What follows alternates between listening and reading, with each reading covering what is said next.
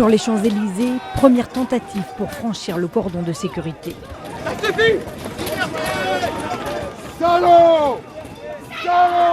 Ces manifestants anti-mariage gay veulent à tout prix descendre la grande avenue parisienne pour dire leur opposition au projet de loi, ce qui leur a été interdit par la préfecture de police de Paris.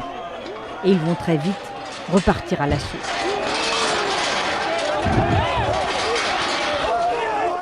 Coup de matraque, gaz lacrymogène, les échauffourées avec les forces de l'ordre vont durer au total une dizaine de minutes, avivant encore la colère des manifestants.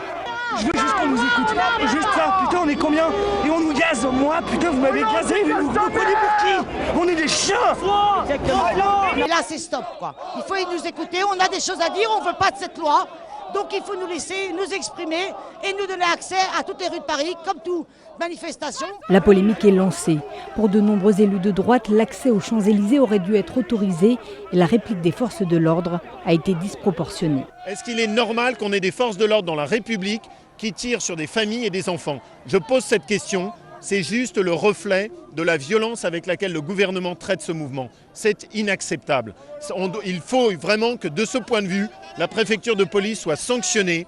La façon dont elle a géré ce mouvement est inacceptable.